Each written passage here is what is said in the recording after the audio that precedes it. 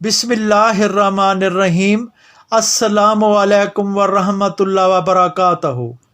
इस्लामी बातें चैनल के प्यारे दोस्तों, हम उम्मीद करते हैं आप खैरियत से होंगे। हमारी दुआ है अल्लाह पाक आपको खैर व आफियत के साथ रखे और आपको तमाम तर बीमारियों और परेशानियों से निजात अता फरमाए, आमीन। हम अक्सर कहते हैं अल्लाह की ज़ात कुन फयकून ज़ात है। इसका मतलब ये है अल्लाह कहता है कुन हो जा और फयकून हो जा। वैसे तो अहादीस के अंदर जो सलातुल हाजात की नमाज है उसके बारे में कहा जाता है ये 2 रकात नमाज नफल अदा की जाए और उसके बाद एक ख़ास दुआ बतलाई गई है। इस दुआ को मांगो और अल्लाह ताला के सामने अपनी हाजत रखो।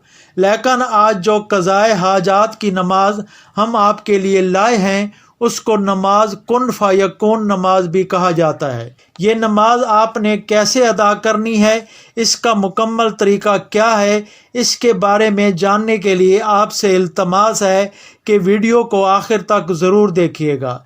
अगर आप हमारे चैनल इस्लामी बातें की वीडियो पहली बार देख रहे हैं और अभी तक आपने हमारे चैनल को सब्सक्राइब नहीं किया तो हमारी आपसे गुजारिश है आप हमारे चैनल को ज़रूर सब्सक्राइब कर लें और साथ ही लगे बेल के बटन को भी प्रेस कर लें ताकि मुस्तकबिल में अपलोड होने वाली नई वीडियोस का नोटिफिकेशन बर वक्त मिलता रहे। अल्लाह के सिवा कोई नहीं है जो इंसान की हाजत पूरी कर सके। दुनिया के अंदर जितने भी मज़ाहिब हैं उन सब में कोई आग को पूजता है, कोई पत्थरों को, कोई सितारों को, गर्ज जिस चीज़ को भी पूज कर अपनी हाजत मांगता है उसकी हाजत पूरी अल्लाह ही करता है।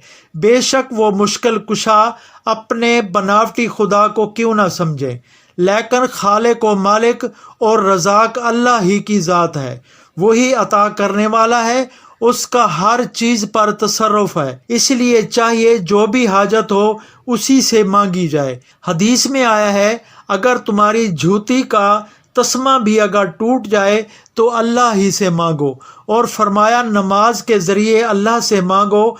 आज आपको अल्लाह से मांगने का एक मुजर्रब अमल बताने जा रहे हैं जो सलातुल हाजात की अज़मूदा किस्म है, जिसे नमाज कुन फ़यकून भी कहते हैं।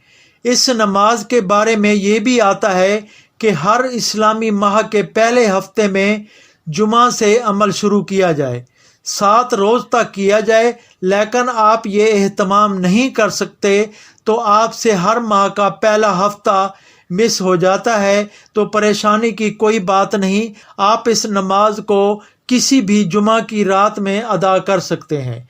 और आपको ये भी बताते चलें बाज़ अकाबरीन ने इसको 7 रोज़ तक पढ़ने की ताकीद की है, जबकि बाज़ अकाबरीन के नज़दीक आप इस नमाज को सिर्फ़ जुमा की शब में करना है और शब जुमा से मुराद जुमेरात का दिन गुजर जाने के बाद जो रात आए। याद रहे इस नमाज को अगर तो आप मुकम्मल यकीन के साथ पढ़ेंगे तो इंशाअल्लाह आपको 7 दिन पढ़ने की नौबत ही नहीं आएगी।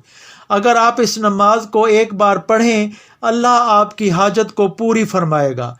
बस ज़रूरत इस अमर की है, इसको सच्चे दिल और मुकम्मल यकीन के साथ पढ़े। इंशाअल्लाह आपकी जो नेक हाजत और तमन्ना होगी, या आप किसी अहम तरीन काम में कामयाबी चाहते हैं, या किसी मुश्किल से खलासी चाहते हैं, या किसी बीमारी से निजात चाहते हैं, या शादी के मसले पर परेशान हैं, या किसी कारोबारी रुकावट का शिकार हैं, अलगर्ज आपको किसी किस्म की हाजत हो वो अल्लाह पाक के फजलो करम से ज़रूर पूरी होगी। आइए आपको इस नमाज के मुकम्मल तरीके के बारे में बताते हैं।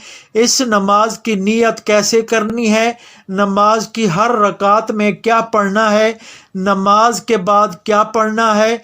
अगर आप इस अमल को नोट करना चाहते हैं तो आप आगे बढ़ने से पहले अपने पास कापी और पेन ले लें और इस तरीक़ा कार को नोट फरमा लें ताकि आपको इस अमल के करने में आसानी हो। अमल का तरीका ये है कि शब जुमा को अमल से पहले गुस्ल करें और अमल के लिए पाक साफ कपड़ों का जोड़ा पहने। जब आप नया धुला हुआ जोड़ा पहनेंगे तो आप इस बारे में मुतमीन होंगे कि आपके कपड़े पाक हैं। جب آپ کو مکمل طہارت کا یقین ہو تو آپ کو نماز میں سکون اور یکسوئی حاصل ہوتا ہے۔ آپ نے یہ نماز عشاء کی نماز کے بعد پڑھنی ہے، اس لیے آپ نماز سے پہلے بھی غسل کر سکتے ہیں۔ آپ نے 4 رکعت نوافل ادا کرنے ہیں۔ اب نوافل کو ادا کرنے کا طریقہ کار نوٹ فرما لیں۔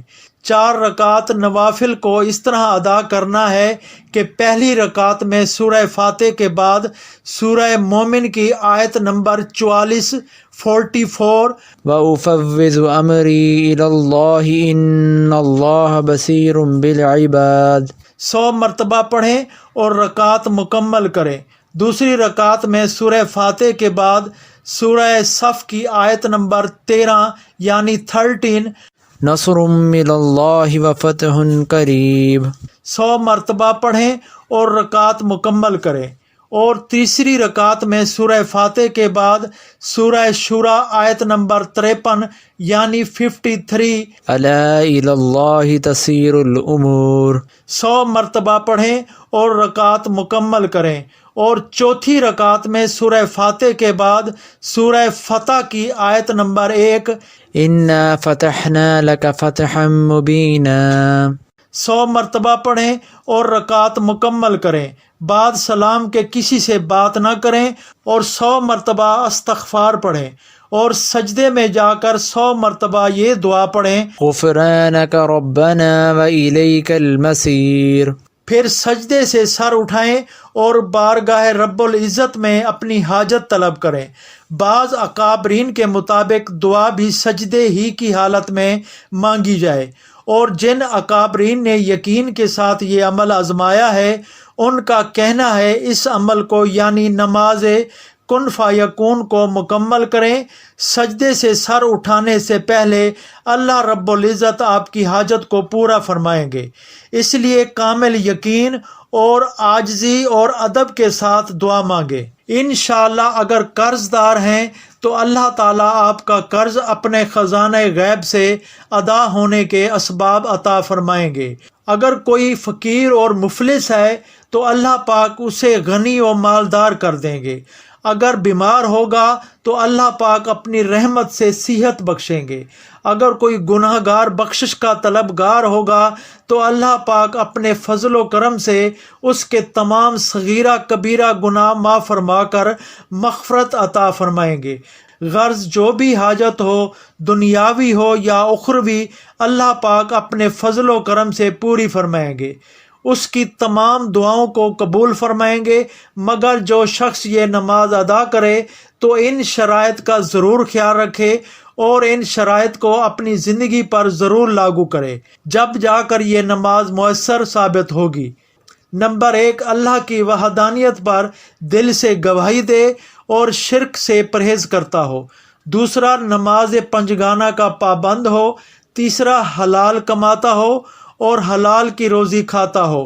چوتھا، جھوٹ، گالی گلوچ اور حرام چیزوں سے بچتا ہو، تب جا کر یہ نماز مؤثر ثابت ہوگی۔ اللہ پاک سے دعا ہے اللہ پاک ہمیں اپنی عبادت کے لیے قبول فرمائے اور ہماری کی ہوئی عبادت کو قبول فرماتے ہوئے ہم سب کی بخشش اور مغفرت فرمائے، اور اپنے فضل و کرم سے ہماری تمام نیک دینی، دنیاوی اور دلی تمناؤں کو پورا فرمائے۔ آمین۔ السلام علیکم ورحمۃ اللہ وبرکاتہ۔